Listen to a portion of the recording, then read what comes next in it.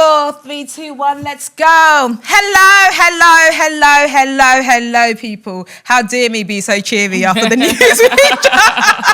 How dare me? How very dare you to come up to this space and act like nothing's happened and be all cheery and happy like you didn't just drop a bombshell. We quite literally did. Yes, we did. Yeah, so we're actually recording this on the day that this has come out. So it has been heightened emotions kind of morning. 100%. Yes. 100%. I feel like, because we've obviously known about it for a minute. So it was between knowing, recording the announcement, putting out the announcement, to finally being here. Like, it does feel like, it does feel freeing that it's out in the world now. Yeah. And like, you guys have been amazing. The reaction, the outpour of love has just been, it's been so wonderful to see.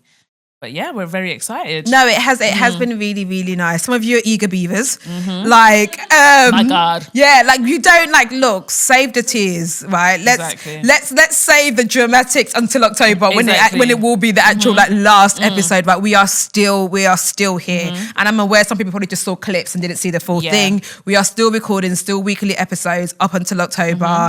We're just doing the search in the background, which is why we said we announced so early. Some of you guys are trying to take the seat before we've even I know. My bum is still firmly placed on this couch, honey. Which we love. We're very, very excited that new people want to be a part of this. And also it's a great thing to be a part of. It is an amazing space and it's an amazing podcast. I'm very, very proud of it. And I'm very, very excited for someone else to lead it on. But like I said, we're still here for a little while longer. Exactly. Our positions have not quite been filled as of yet. Yes. It's so funny. People are like, but I just discovered the podcast. Babe, you've got 10 years of content behind you. 10 years of content. Mind you, we've never missed an episode. Apart from that 2 months we took off. Oh, yeah. So I forgot I can't say that now. You can't have that anymore. No, that doesn't count because that was a break. That doesn't count. We were on a break. That doesn't count. But outside of that, we've never missed an episode. So you've got 9.5 years worth of content. You can start now and have something to listen to every week for up until 2036. Honestly, that's actually mental. Come on. I mean, come on. We've left you with some things. Come on. Yeah. There's enough there to see you free for a very long time, and there's going to still be a lot more there as well. Yeah. But on the note of the live shows are absolutely still happening. The tour is still happening in May. Please grab your ticket because this will be our last tour. Like that one I can say as a Fendi fact. Yeah. This will be our last tour. We are in Birmingham. We're in Leeds, we're in Bristol, London, Dublin. Yeah, so please do grab your tickets in the city near you because, like I said, that will be our last tour. But in terms of us being here, we're still here. We're going to be so dramatic. There's going to be so many stages of goodbyes. Yeah, exactly. Yeah, it's going to be, you think I'm just going to go off this thing without drama? Yeah, no, exactly. And just go in peace. We're definitely going to long it out for as long as we can. For as long as physically possible. Well, I think it's nice that you have a heads up, man, because we could have just announced and dipped, but no, we would never do that to you guys. So give you a chance to ease your way into the news, so as we approach October, but we're not approaching October yet. So let's just live in the moment. Yes. Yeah, and just be happy. Be in the present, don't borrow from tomorrow's worries. Exactly. Sing There's enough today. Come on, get happy. You gotta chase all your cares away. Sing hallelujah, come on, get happy. Get ready for the judgment day. Who covered that? I want to say Samantha Mumba. It was someone of that era. Someone of that era that covered that. Oh my God, I can't. But I know exactly the cover version that you're talking about. Yeah. I can't remember. I don't even know who sang the original. I think I probably know that song more from the cover and then Girlfriends. Oh, okay. I don't remember the Girlfriends. Remember the episode where Tony was cheating on Greg? Yes. The broke artist. Yes. And she cheated on him with the doctor. Yes. And then she got caught because Joan accidentally went and ran her mouth. And then they took her to Jamaica. And do you remember she was in a slumber? She was so depressed because she was cheating and she ended up with no guy. Oh, right, okay, yeah. So when they took her to Jamaica to get her out of the funk, she was depressed and they all rallied around her and sang that song. Yeah, so I just always remember. What happened to friendship groups that did that? I know. Ain't nobody taking me to a trip. Friendship groups don't friendship group anymore. They're not friendship group anymore. They used to friendship. What do you mean you're not taking your friends to Jamaica to lift their spirit? They took her to Sinbad something because he used to do this festival. Take me away to lift my spirit. Yeah, and they took her away. They dragged her there and then they made her. No, they gave us all of this. Do you know how people are Disney gave us a false representation of love. I think certain shows like Sex and the City, Girlfriends, gave us a false representation of friendship. Yeah, because they all fucking hate each other in real life. No, that's not where I was going. But I'm okay. I'm actually okay with actors not liking each other in real life and doing their jobs. I think it kills it for me, you know. I'm okay with like them not. Sex and the City, the fact that they don't all get on buns me. Because I'm just like, what? I don't know. Maybe I was too invested. Do you know why I'm okay with it? Because half the time, some of them, I don't know their real names. I know their character names and that's it. Like I know them for that character, and when they leave that space, that's all. Like a lot of the housewives didn't like each other either. Like I know Gossip Girl, they didn't like each other. I'm okay with them not liking each other in real life. Whatever, give me my show. Yeah, and act very fucking well. But like I was gonna say, in terms of the like, they made us believe that, for example, Sex and the City, that friends met up every week for margaritas, that you did it, like you saw your friends every weekend, you guys went clubbing all the time, they came out to choose your outfits, blah, blah, blah. That doesn't happen. And that you only had that group of friends. Yes. Do you know what I mean? Yeah. Like, it was always them. Like if it was a night out, it was always them. If it was a dinner, it was, even if it was two people in that group, it was in that friendship It was in circle. that friendship group, yeah. In all of those shows you just mentioned, there's no external friendship groups. Yes. Do you know what I mean? They tried to bring them in every so often, but it kind of doesn't Yeah, but work. they never hit. Or they were problematic. They came in and caused problems. Yes. Do you know what I mean? They kind of messed up the dynamic a little bit. But yeah, no, like unrealistic. Friends are not taking you on a trip to Jamaica to like, even in like at the most you're getting is a dinner. At the most. Because really and truly, who's all getting time off work? To go do that, yeah, that's mad. Everyone's like not financially. Do you know, anytime I speak to my friends who are in like good like jobs, like 9 to 5 jobs, like, you know, and they're like, oh, we should go on holidays. Like, I need to get like time off. Like when I know, get it signed off. I know. Like, what do you mean you have to ask someone if you're ever going on holiday? No, it's so funny, yeah, because there's this TikTok, yeah, and it's basically like, oh, you know, what is the ringtone, or like a bait iPhone ringtone, do or whatever it is, yeah. And so it will be that ringtone, and then it was like someone like sky glading or whatever you call it, and then the caption is like, my boss calling me to see how my dead grandma's getting on. But they're like power sailing on holiday. What's been the biggest lie you said to get out of work? I definitely said my mum was getting married. What I said? My mum was getting married. Probably a death of a grandparent or something. I never put death on anyone who hadn't died. Yeah, you're like the grandparents that were dead, they could get it. But to now say someone that hasn't died, that one I couldn't do. I think I've said like, I've realised that with pulling sickies, you have to be extreme. Don't say you've got a fucking cold. How basic, ill. Like you literally have to say you've got diarrhea. Yeah, I've been shitting all morning. Guys, I've said that before. I've been like, guys, I've got the runs, because I can never spell diarrhea. I literally don't know how to spell it. So I'll be like, guys, I've got the runs. My tummy's really, really bad. And they're like, okay, ill, stay home, kind of thing. It was so funny actually when we got back from Ghana, yeah. When we got back to our house and Naya threw up. I hate this place. And she never throws up, ever. I was so confused. Like, literally, as soon as she smelt the UK air, like officially, she just vomited, and I was like, yeah, babe, I understand. Like, I get it. But How was Ghana? Oh my God, it was incredible. It was so good.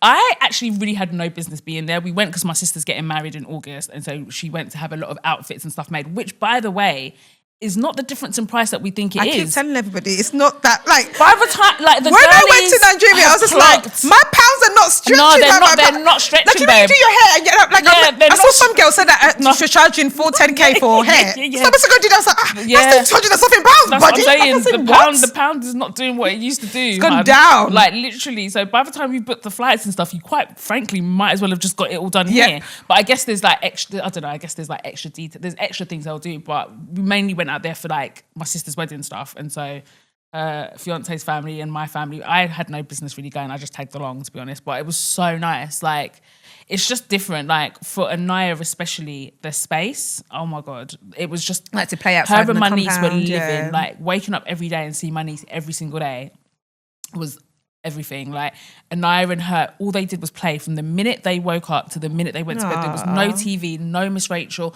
none of that. Like, they were just running around the compound all day, and like my mum and dad have this massive like laundry basket thing. We would just fill it up with water and they would just sit in it all day. They thought it was the pool. So they would wake up and go, swim in. And I was just like, okay, someone go get the bucket. Someone go get the bucket. The bucket with water and then tell they them. would just fill it up with the hose, and that was them all day. And they'll be like, swimming costume. We're like, we're going swimming. Yeah. And they would just be in their nappies all day, just running around. It was lovely. I had the best time. I could have stayed an extra week, but yeah. Oh, I'm glad you had a good time. It was amazing. I loved it. Yeah. Oh, when are you going to go back? A while? I'm going to try and go back regularly. I feel like this trip has made me realise I need to go back more, because before this, I hadn't been since 2019, before COVID. That was obviously a minute ago.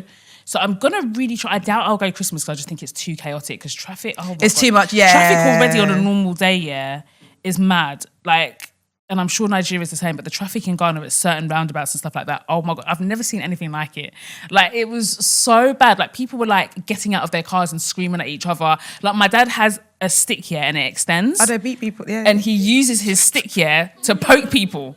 So like, say like we're in traffic and a car's trying to cross him, he'll be like, oh, minutes, and he'll go get his stick, and then he'll extend it, and he presses the button, it goes, shh. And then it goes longer, and he starts poking the driver next to him, being like, don't you know how to indicate? Fool. Like, literally, that's what my dad uses. The amount of traffic fights you see it's entertainment on its own. It never gets like too far. Do you know what I mean? It's in Nigeria, they come out and they box. Like, it's actually insane. Like, the traffic is mental. So I say that to say, I don't know that I would go during like Dirty December or whatever, because it's just too busy. But I'm going to try and go back same time next year, maybe. Oh, nice. Yeah. I want to go back regularly. And so we got to see my other nan, because I feel like my mum's mum gets so much like PR, and my other nan doesn't, because she lives in Ghana. So it was really nice to like see her. And so she got to see the girls for the first time. So those are her first great grandkids. Yeah. So that was really nice. So yeah, I need to go back more though, for sure. Oh, I'm glad you had a good time. Yeah, I had a blast. I did cupping yesterday. Oh, did you? Yeah. What do you think such cupping a thing. is? Oh, because I know your dad's little man. It does sound sexual. The way your face lit up, I was like, before you react to what you think it is. You're saying it here, I knew it wasn't the sexual version. I knew it wasn't the sexual version. No, the back one. So today I've still got the little back marks on my back. Is it like a form of acupuncture? Girl, I don't know what the fuck it was for. But I just be doing things sometimes. Like, it was like, so I'd gone to this woman mainly for like she does face massages. So she does a facial, but her facial is not, her whole thing is like, it's not a regular facial. So it's nothing to do with your skin, more like your face structure. Right, okay. So when she started, she was like, oh, do you want your back massage? So I was like, you know what, sure, go for it, sort of thing. So she starts, I just assumed it would be a normal back massage. She's massaging my back, I'm like, great. And normally when I am like getting a massage, right, I can't get out of my head. So I start thinking, this would be a mad time for her to start a fight with me. I don't know why that always... Because then I'm like, I have to get up and I'm oily and I'm fighting a woman that's dressed. And slipping all over the place naked. And she's going to beat me up because I'm oily and naked. Like, I always just imagine it, that was going to be mad. But I was like, get your head in the game. Like, get your head... And then normally as well, when you get a massage, you're like, oh, a head massage is included. I'm like, oh, no, thank you. The way I backed off my wig, I said, yeah, cool. I was just like... I backed off the wig. I was like, yeah, massage my scalp. So she's going in, great, whatever. I'm like, oh yeah, this feels nice, whatever. And then she starts getting the cups out. And I'm just feeling like, and it just felt like someone took like a bunch of my skin and put it in a hair bubble. Okay. That's the only way I can explain that. Someone just grabbed a bunch of skin from you and just put it in a hair bubble. Yeah, that's literally what it was. Okay. So it was all of that at the back of it. So I was like, I don't know what I'm feeling. I don't know what I'm meant to be feeling. It's just a really weird feeling. What is the purpose of it? It's just meant to be quite relaxing and like help with back pain or whatever. But like, honestly, I don't know. I don't know. But I just thought it was cool to have that cupping thing. So like she did that, whatever. So next thing is like to do my face. So she's massaging. She's doing movements I've never, like, she's elongated. She's like, at one point, it felt like she was pulling my head away from my body. Oh my God. Like she was actually trying to detach it. Yeah. But she was like stretching it. But I noticed this morning, because normally my neck is more rolly. But when I was like, oh, it's not. It was more like elongated. I was like, oh, okay, bitch. Like, look at my neck. And then we're doing more. She's massaging my face. And then at one point, she was just like, shoves her finger in my mouth. Oh my and I was like, God. That's not how it normally goes. Puts her finger in the mouth and she starts like massaging. And I was like, you know what, I do talk a lot. She's like, massage those mouth muscles. She was like, it's very tense here. I said, yeah, I bet it is, bitch. Like, I'd be yapping. She's like, massages all the top of my lip, all the sides of it. And it's like, trying to be like, she's like, your face is going to sag. So she's trying to like put your face back to what it was when it was thingy. Yeah. But I think I'm going to go back. That sounds good. I was actually really good. She's like moving my face felt more snatched when I left her sort of thing. And she was going in as well. And she's one, I don't know if she's Russian, but she, like, her energy, it felt Russian. The way she dealt with me felt Russian. Yeah. Like, she knew what she was doing, that she was going to deal with my face. And then, I was like, I've never been massaged like this in my life, but I'm absolutely. She was like, here, you frown too much. She was like, when she was doing it, you was frowning, so she didn't know if I was enjoying it or not. I was like, I actually wasn't frowning. She was like, your face. That's just my face. I said, I think that's just my face. She was like, your face frowns too much. You need to. I was like, okay. God forbid. Do you know what? Yeah, people that do all of that type of thing and the aesthetics and stuff, if they see one frown anywhere, they're like, Botox. Yeah. Like, but that's her whole thing. Her thing is that she doesn't believe in filler. She doesn't believe. That's the whole thing. She was like, you can do it by just doing your face and not having. She was like, the first thing they advise you to do is fillers or Botox. She was like, she's really, really against it, and she just thinks that it's just about massaging your face and just aligning like all of that kind of thing. And she was going like very, very educated in what she was doing. And I drove far into Kingston. That is far. That's the other side of town. Yeah. I was like, why am I going all the way to Kingston? I just really because I saw some girl do it. But she did it in, I think, like Japan or whatever, and it looked like the work looked. Do you know there's and I was like, this is amazing. Well, she does it every 2 weeks, and in the comments, someone's like, I would love to find someone who does this in the UK. So I was just like trying to find, and then someone commented, being like, someone does this in the UK, and I went straight to her, and I was like, the closest place. She was the closest place. Yeah, she said she works in London on a certain day. Okay, but I just, do you know me? When I want to do something, I want to do it. Like I have no patience. Same. My impulse and patience levels are just as soon as I want to, and that's what frustrates me the most about getting my hair done. The fact that I can't be like, I need to do my hair before I go away. Because every time I go to Nigeria with a wig, right? Would I be gone by then? Yeah, phew. That's very un-Nigerian of me. Did I just say my travel plans? You'll be there by then. Like, my mum will be very angry, but I'll be there by then, by the grace of God. Okay, cool. But every time I try to go and think I can wear a wig, it's fine. I can't wear a wig. How did you do a wig in the heat of Ghana? Do you know what? I was hanging on by a thread. I can't. I can do it, but I'm like, this do you know what it is? Hard. It wasn't even necessarily so much the wig for me. That was a nightmare. But I took a curly wig because I feel like it's just a little bit less maintenance. Yes, yeah, it is, yeah. But it was more, what was frustrating me was the heat and my makeup. Like, that was pissing me off. I give up. I give up with makeup. I can't do it. It was pissing me off, like, because the thing is, it was so hot. I was trying to look nice some days, and I just either just didn't have the energy, or I would get dressed up in my room, which had AC, and then as soon as I leave the room, melting. As soon as you get in the car, even nighttime. I just couldn't, I couldn't take it. It was like, that bothered me more than anything. As soon as you step out, on a sunny day, I don't mind, because during the day, I just won't wear makeup. I just do concealer at most, because I'm like, I cannot deal with it. But it's the thing of that, you're going out at night, you've done your makeup, as soon as you step out, melt. Humid and just like, That's more what annoyed me. And one night we went to my uncle's 50th. He's my favourite uncle. Happy birthday, Uncle Patrick. And he had his 50th, and it was actually lit. And the venue that he had it in was this like banging like banqueting hall, whatever, in Ghana. And but the AC was doing too much there.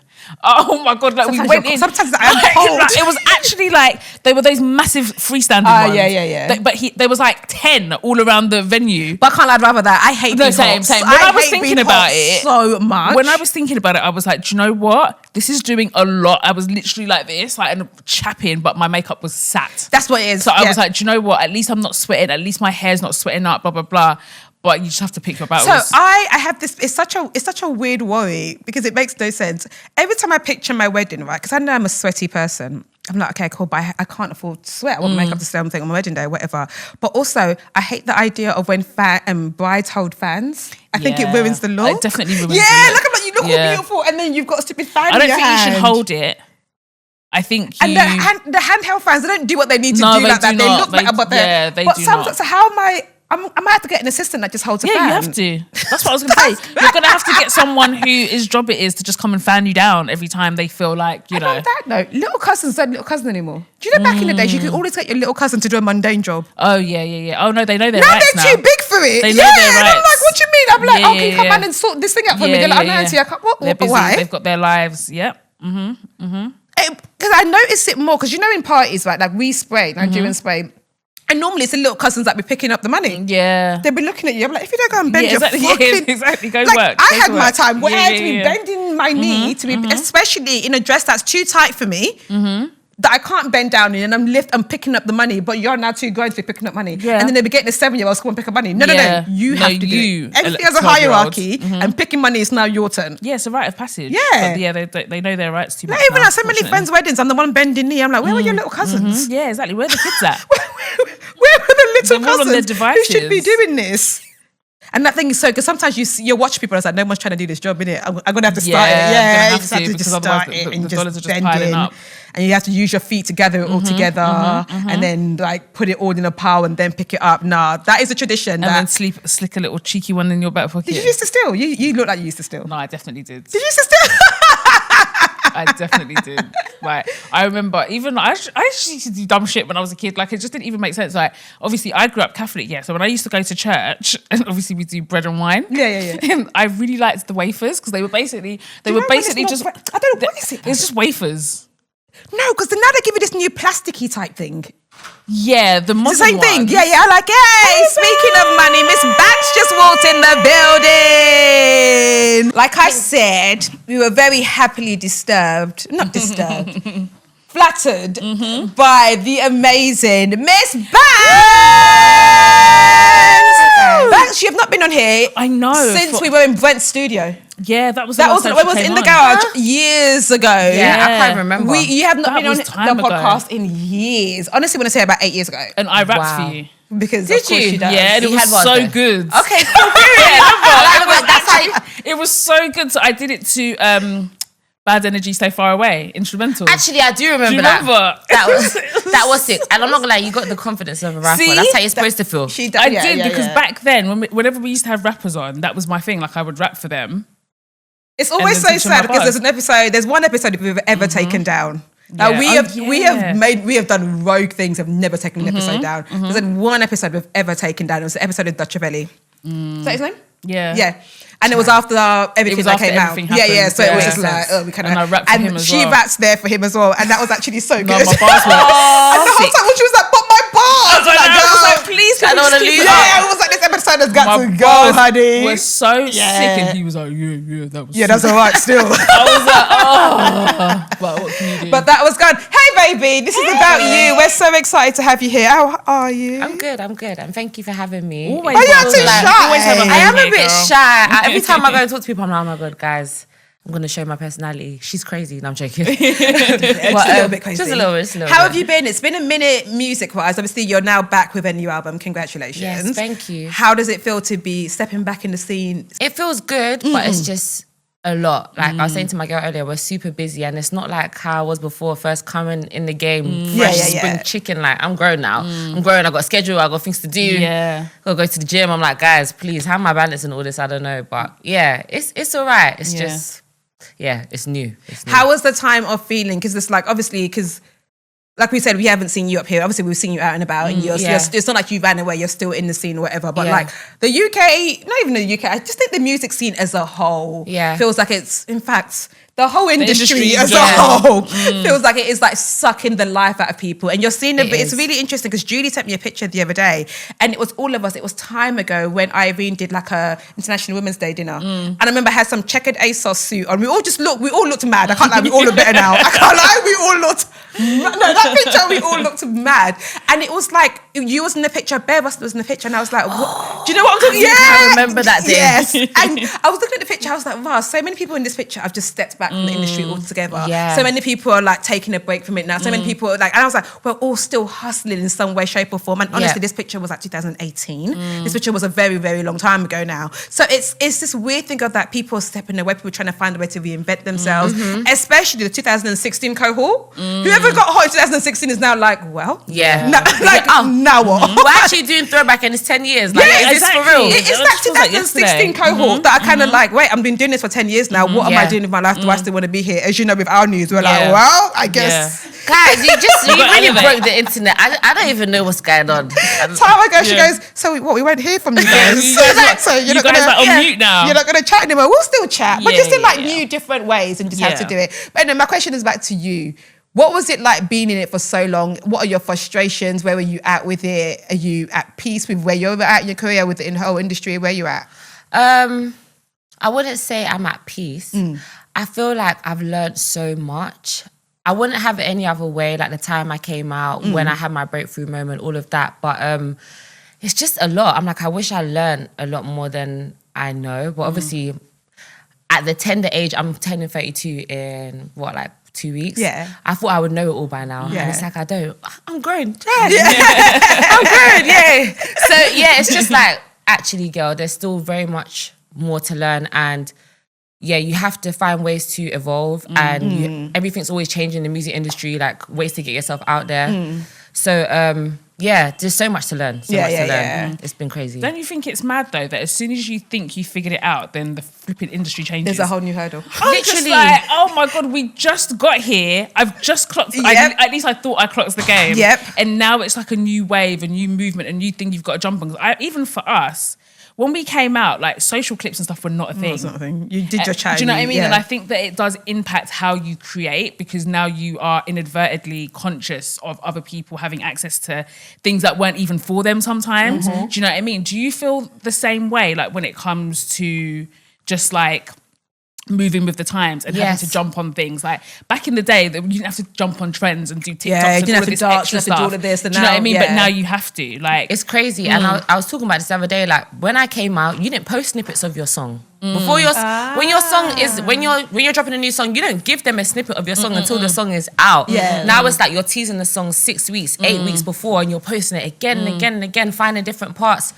Like, you actually have to haul yourself out. No, you actually do. Actually have to. Yeah, I saw Arby say it the other day. She was just like, you have to haul yourself out. And if it's not been scandally dressed, which is why it bugs me that women have to do that. Yeah. And also, not only just the scandalous part, they have to be more open about their lives. Yeah, you have to. Like, give I think so when much. men make a new album, they don't have to talk about, my girlfriend broke up, me and my... Like, they can just be like, and here's the music, thing, it if you want. But you now have to go into I have to be vulnerable. I have to be, like, men don't have to be liked to be successful. Yeah. But if you're a woman, you have to be liked to be successful. If you're not liked, it's kind of like, it's a long day for you, buddy. I kind of like the unlikable characters. I love unlikable. I love them. Because I just feel like you're so authentic. I love people that are like, okay, so like you don't like me, and what? I rate those people highly. That Facts. Present that they don't give a fuck. Because to me, I think it's the truest version of like, what is a man if he gains the world but loses himself? Like, as in, that verse is such a big thing for me, and I think it's such a true reflection of that like, especially because a lot of likable people are not evil people. They just don't play the game.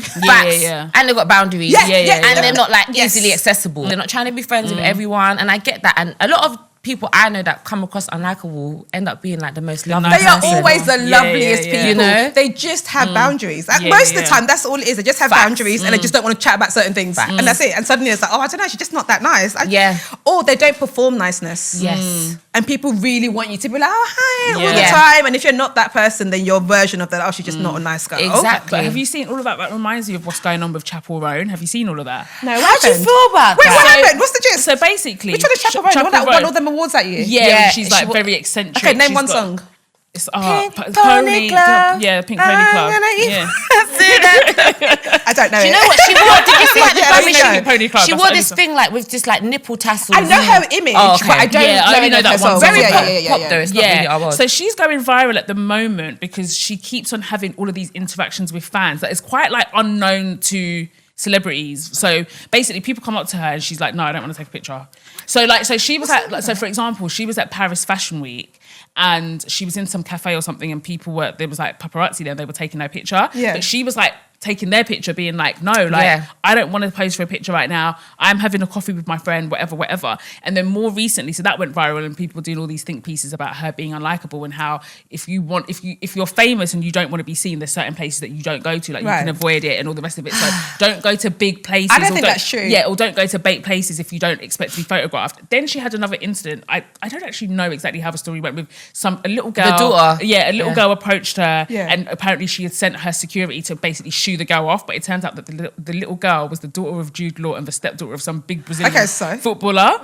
And so now, but you know, like Brazil, they don't play. So now the mayor has banned her. It's been really big. It's been really bad. Like the prime giving it to minister her. or the president or whatever has banned her from ever coming back to Brazil again. Like they're in in arms about the fact that she did this to one of their own kind of thing, which is a bit dramatic. But she's come out and basically said, no, it wasn't that. Shouldn't even see a kid, blah, blah, blah. So there's like two different versions. But it's essentially created this conversation online about celebrities and boundaries and celebrity culture and like, is it just acceptable that if someone is famous, this just comes with the job? Do you say yes to every picture you're asked to take? I say yes to a lot. I barely turn it down. Yeah. Yeah. I would say my manager, she'd be getting her, she'd be like, bro, she'd be cutting it short, and I'm like, no. I'm like, it's cool. And she's like, this person's come back like 2-3 times. I'm like, I don't. But you know what? Yeah, sometimes I don't mind, but there's other times where I'm like, actually, I feel rubbish. Like one time I got stopped in Asda, and I was looking like so, and I really should have just said no, and I didn't. But and the thing is, they'll now post a picture and use it as example. Yeah. She just use filters. No, I just look like shit like that. Shit. Allow me. Yeah. But I like Chappell Roan's approach. Like even when she told that person off, one time she was like on a red carpet somewhere and she kind of just put the paparazzi in place. Obviously the daughter one's sticky, the child, I don't know. Because is it sticky? Yeah, but apparently the daughter didn't actually go up to her. Apparently she kind of walked past and she smiled. Yeah. But she didn't actually interact with her. Yeah. So it was like, you said your security because she acknowledged you. I mean, I get boundaries, but those boundaries are a bit strict. Very strict. But you know what? I don't know. I feel like Oyinbo white girls and like, you know, a few light skin counterparts, they have that sense of like entitlement where they just feel like I'm standing on business and it's like, I don't care. Like you have to be extra nice as a black woman. Yeah. You have to. I think inherently, like, I don't know, I can't speak as much for Caribbeans, probably as well, but especially growing up in an African household, I think I was taught to be like very mannerable, very polite, be seen, not heard. Yeah. Be so grateful. So I think that kind of carries on to your adulthood, but you got to be a good woman, not a good girl. Like, be a good woman, but have boundaries. Stand on business. It doesn't make you any less of a good person to like respect your space and, you know, set boundaries basically. And now that you add visibility on top of all of those things that are already ingrained in us. Yeah. Oh my God. And I think it's sometimes with pictures, some people are just trying to catch you out. Like they're not trying to be like, oh, I really like you, can I take a picture? Some people are just trying to be like, oh, look, she look like shit. Yeah. I am convinced some people are just trying to be like, oh, she look like shit. Yeah. I took a picture the other day and it was like fine. She was actually very lovely. But in that moment, the wind came. I said, God. And I had this blonde hair and all of my black edges were just in the picture. And I was just like, you know, when I thought, please don't ever post that picture. But when I look ugly, I just don't repost it. Yeah. Do you know what I mean? If I look ugly fair. in the picture, I do not repost it. Like when we do live shows and stuff like that, like when we were doing book signings and stuff, there was so many. Because I prefer a selfie as opposed to take a picture of because I have less control. Do you know what I mean? Like if it's a selfie, then I can do my little facial positions, whatever. But if it looks ugly and you see it in your mentions, I'm like, I'm not reposting that. Sorry, I look bad. Yeah, and I know for you it was like a one-shot bang thing, innit? But like for me, it's my reputation. I'm so sorry. This is my life. To be fair, for your followers, you want to show them that you met me. That's why I don't have to repost it. If I want to post an ugly picture, it needs to be on my terms.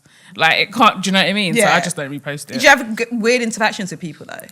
Because definitely. I think it's a weird one because like you are famous but local. Like you're still in London. And in London, exactly. like, I'm still going to be on a train. I'm still going to be doing normal things. So that's a weird one for you. I remember one time I was on the train time ago because I don't take it as often anymore. But like I was on the train and like some boy stopped me and he was like, Miss Banks.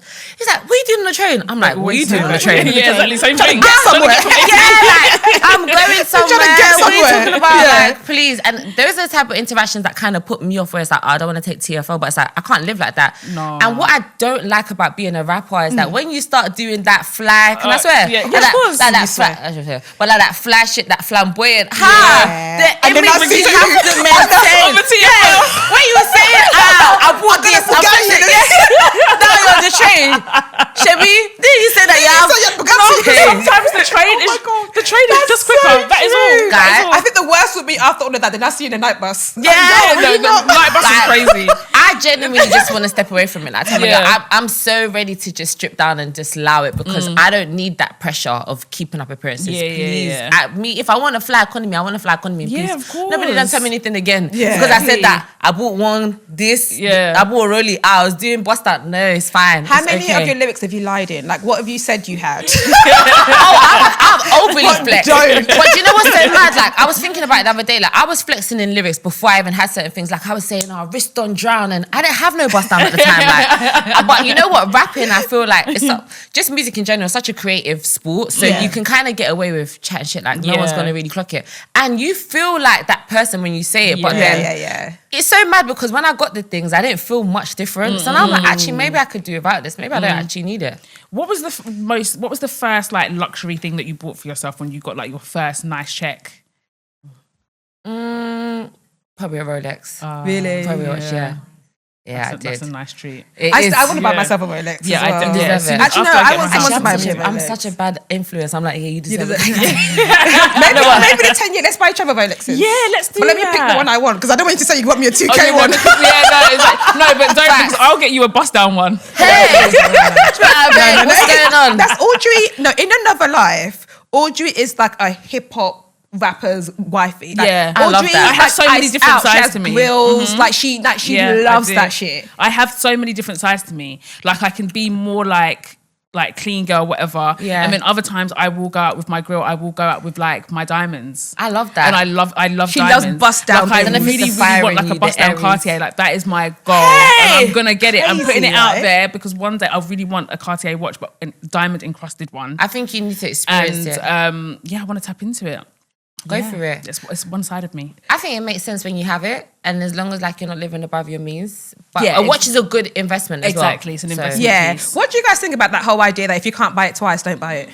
I believe so. And like, I really hate, like, not really hate them personally, but my accountants, like, they just make me feel like shit every time because it's like, oh, you made this much, but actually, you just have to think about tax and then VAT. So you actually really have this. And when you look at the profit, it's like, why am I working? Quite literally. Because what is this? Yeah. This is less than 50% of what I'm getting paid. It's like, so they always try to remind me, don't get gassed, girl. It's not what the image is. Especially in this UK. It's not the number you're seeing. But London's not easy. I feel like this is the only place where you could be making like 200k a year and you could still actually be broke. I saw this TikTok. Yeah, it was so funny, and it was this guy, and I felt his pain so much. And he was like, "Guys, I've got to be honest." He's like, "I don't want to fucking work anymore." No, he was like, "I don't want to work." He was like, "I'm sick and tired of it." He's like, "I go, I do my job, I get paid. Half of the money goes to the tax man. I can just about cover my rent. I don't want to evolve." He's like, "I don't want to move to, I don't want to do anything. I don't care." Like, everyone keeps on telling me to like live well and go to the gym. I can't fucking afford to go to the gym because I'm always at work. And by the time I get home, I'm too tired to do anything. I was like, and everyone in the comments was like, "Yeah, I feel this." And then one girl was like, "Do you know what? I stopped working. I'm just on benefits." She was like, "There's nothing wrong with me." She was like, "There's nothing wrong with me. I'm very able-bodied. Like, I've got a degree. I'm fine. I'm on benefits." And it's just as simple as that. She was like, "My rent is paid." She's like, "I do nothing." She's like, "Now I don't work, so I can go." No, they will catch her, because the other day I was going on a walk in my area. Is that a crime? Yes. Is that illegal? No, that is she claims disability or something. She doesn't. She's not. Cool. She's just it's illegal if you claim disability. Yeah, no, I think she's just out of work and on But universal I was on my tax. walk the other day, right, and there was a car parked up, and it was a car that was branded like my local borough. And this man was taking, and I was like, "Oh, they're watching someone." Do you can see that? I was like, "Oh, they're watching someone." Yeah. For some reason, I started limping. They got a little. You wanted to be sick for him. In case they've got something on me. Like, why am I not in an office that they're watching? during the day? Let me just start limping in case I don't know if I've avoided a tax somewhere that I don't know about. Like, let me just. Who knows who they're watching? Because I don't know what the rules are sometimes, and also the tax man will just send you. What gets me is the audacity. They'll just be like, "Hey, you owe 47k." So is that a normal thing to say to someone? Yeah, no, I don't like it. Then I give you paid by April 15th. Exactly. Fuck off. Exactly. You're even sending me the tax for the year. Exactly. Like, have we even entered that year yet? Oh my God. Oh my God.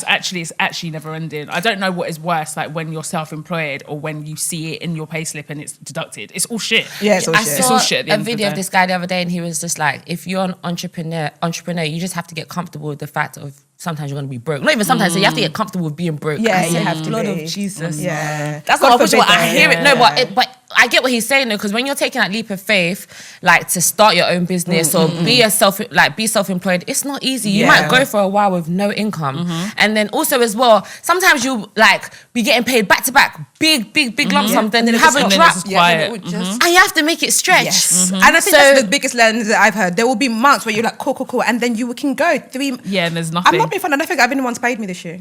Yeah. Like, as in, and it's just like, hardly had any checks. Yeah. And it's like, seeing your savings deplete. Bruv. Anytime you have to do that transfer from savings to cover, you're like, God. I feel like such a piece of shit when I do that. Because sometimes, like, I'll just be like, oh, I'll just put £150. But then I'll go back and be like, £2,000. Speaking of accountants, I was talking to my accountant the other day. He was just like, oh yeah, make sure before the end of tax year, you put 4K in your lifetime ISA and 16K in your... I was like, you're talking as if 16K... Exactly. This is annoying. I was like, do you not think I want 16K in my account and put 16K in your, stock, in your shares and stock? I said, okay. That is fuck off. Exactly, because that's my mortgage for like however many months. He said it as if you were saying £16 and put 4K in this and 16 grand in stocks and shares. I don't even know what I'm stocking and sharing about. Like, I said, what are we on about? Yeah. Like lifetime ISA, I hear it. Yeah, put money in your lifetime ISA because they'll give you 25% in every single time, so you get a grand free. But after that, it's just we're all just winging it out here. Yeah, I don't know. Like, it's the entrepreneurship or whatever. It's all very confusing. And also, I feel like I'm paying my accountant every other day. Yeah, girl, I don't know, man. It's a lot. Literally, I was talking to my cousin and one of my other girls, and they were just telling me what they were been going through. Like, one of my little cousin, bless her, don't put her too much on blast, but she was working somewhere and it was just like really cold. She was getting sick, and like I was trying to give her all the solutions, and she was like, "Babe, it's not working." I said, "You know what?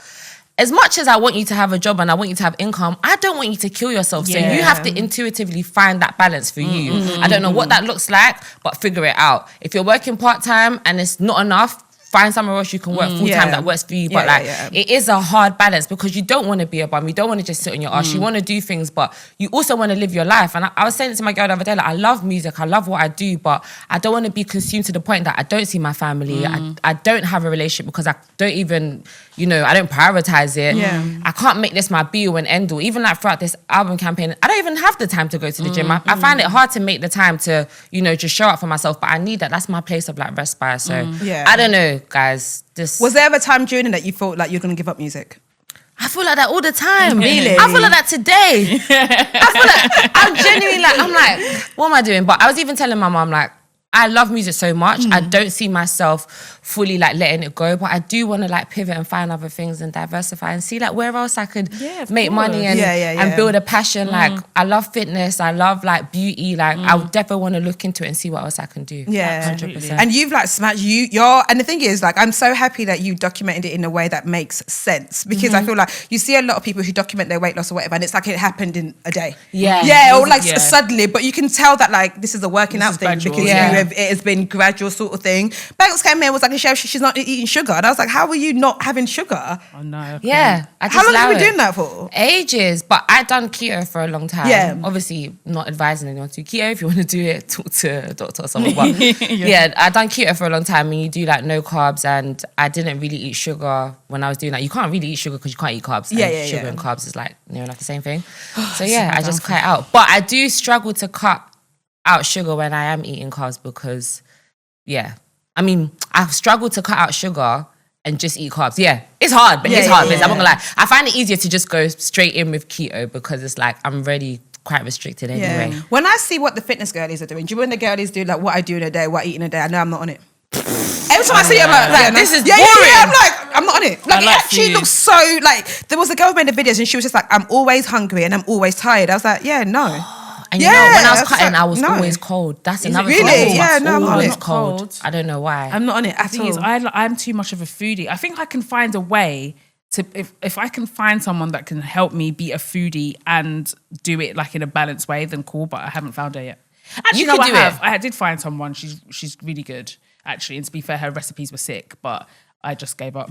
Yeah, I'm not interested. I have no willpower. Like, the girls are putting in work, like waking up 5 a.m. You know, I'm just like, I'm not on it. No, it's a lot. It's a lot. But I feel more pressured being on stage. Like, every time I'm like, you're performing, I'm like, you can't control that. Like, you could do your own picture on Instagram. If you want to face tune, if you want to do whatever, you can do it. When you're on stage live, you can't control that one. And if there's bad lighting or stamina as well, being on stage and all of that stuff. It's true. Like breath control, all of that. I feel better now. I do feel better. Do you think you're performing better now as well? 100%. And I don't feel as like worn out. I'm like, Ty, we should have done this a long time ago. But I didn't really know any better. And I also feel like when the cons of being in demand, when I was super busy, I didn't have time to make no meals. Like, now I didn't have time to go to the gym. Well, I could have prioritized it, but from when I was waking up to closing my eyes, I literally was just focused on music. I'm doing admin, I'm talking to my team. I didn't have the capacity to like live a healthy lifestyle, and I didn't understand food. So did you get used to that busy periods when it went a bit quiet? Then what did you do with yourself? I was in the gym. That's when I got right, because oh my God, I really don't have much going on. I'm not dropping.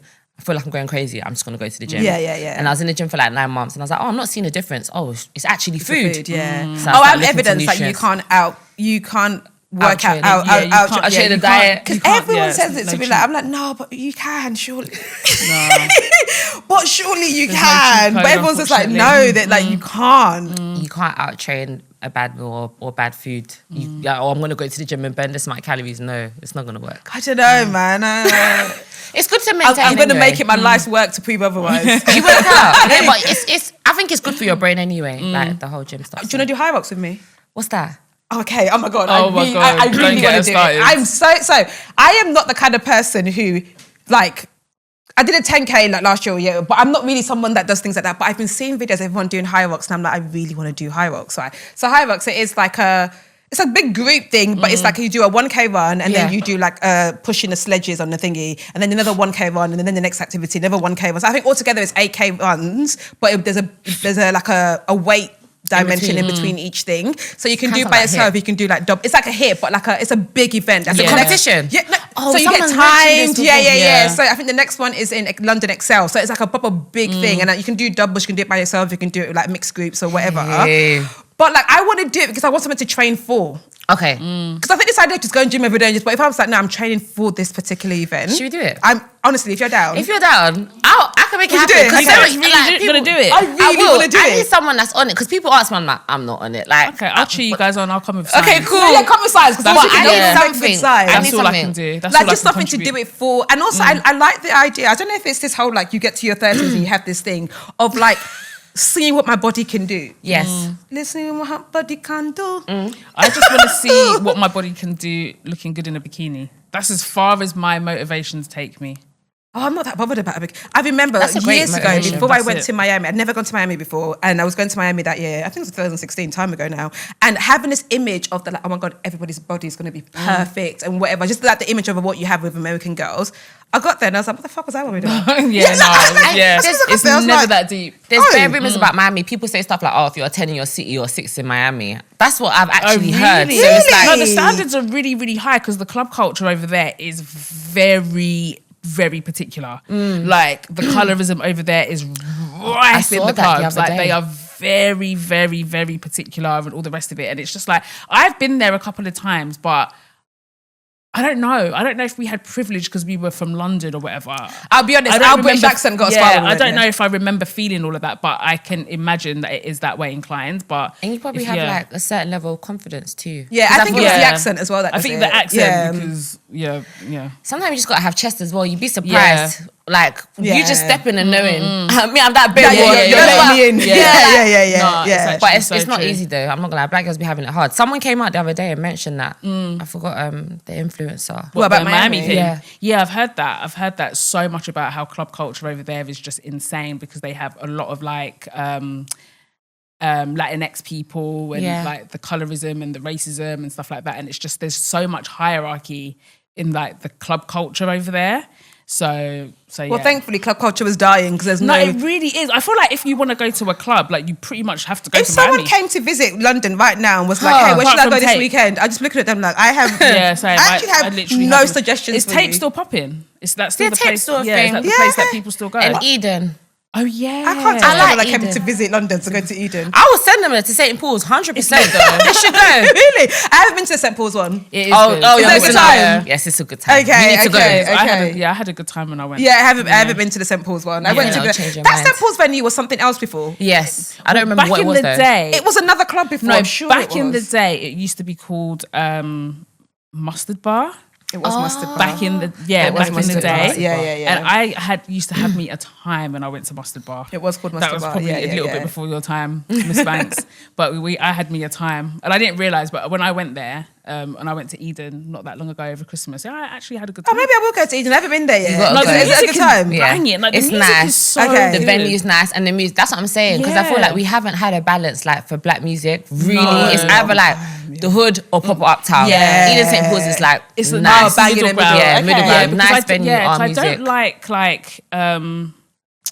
like those clubs that are like doof music. Like, that's fist pump. Yeah, that's not. Do you know the worst thing about club, right? There'll be one song and you're like, oh wait, I know this one. Yeah, you're thinking it's like, you think it's Rihanna, they found love. And I'm like, oh my god! Like, just like, when you hear, and they will just tempo it up, and they will just do a madness. Yeah. And you're like, proper crazy dance remix. And I'm like, I don't know the rest of that song. What version is this? Like the dance remix everything to shit. But it's just because dance music makes a lot of fucking money. Yeah. So like I didn't like that in Vegas either.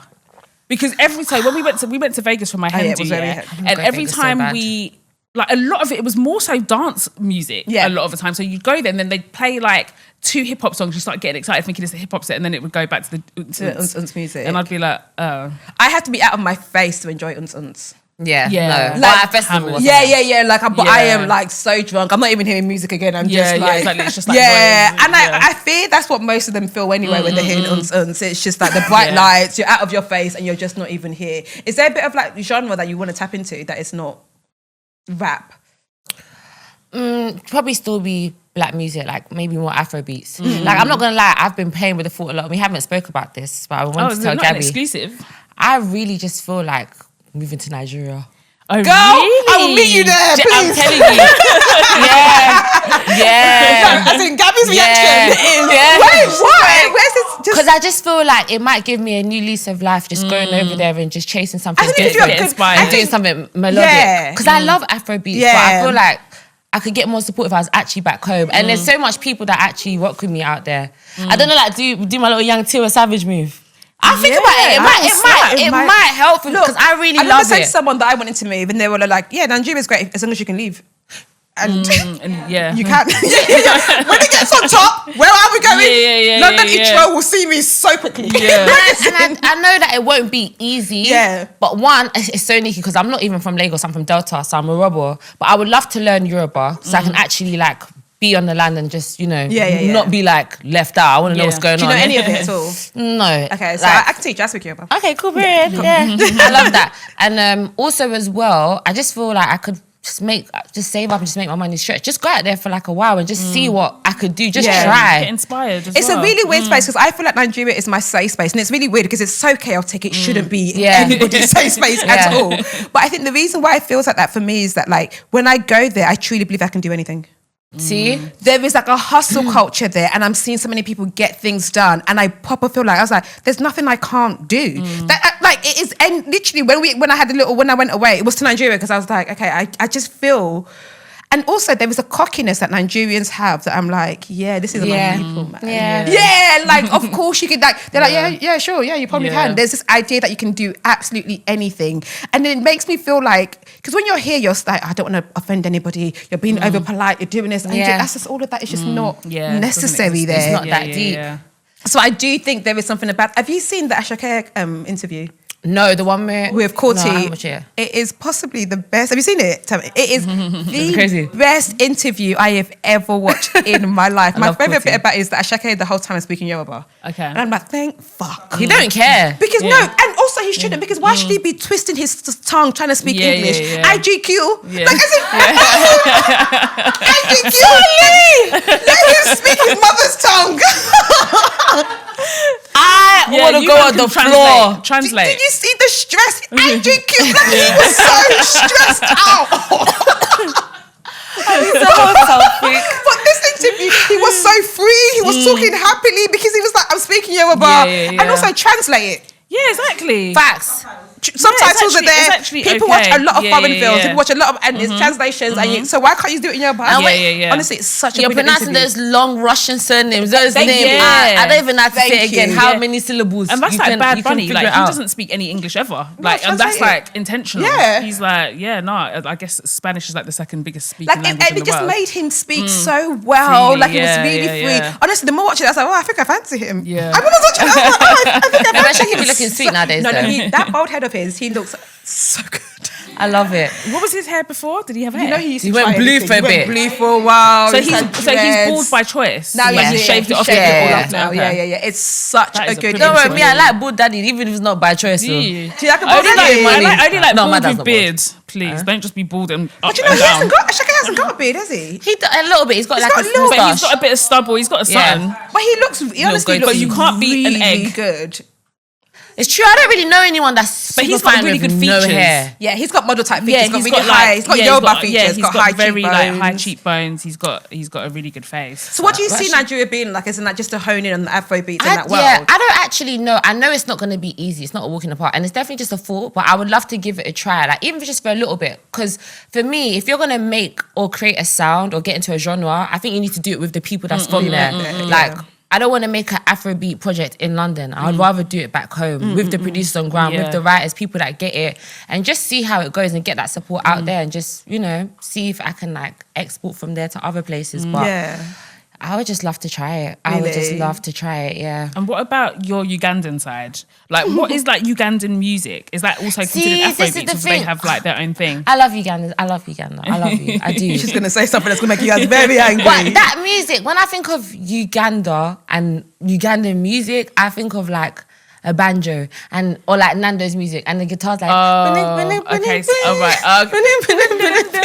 Okay, yeah. That's Congolese, isn't it? I don't know, but it sounds like that. We listen to a lot of Congolese music. Sweet Mama, That's Sweet Mother, never forget. But it's all of that, all the way. That's very old school. Like, as much as I love Sweet Mother, it's like dated. Yeah, no, you can tell that's got an old school vibe to it. Yeah, like it's not. Yeah. I don't think I've ever heard like Ugandan music, if I'm being honest. Yeah, neither right. I mean, I know Amapiano.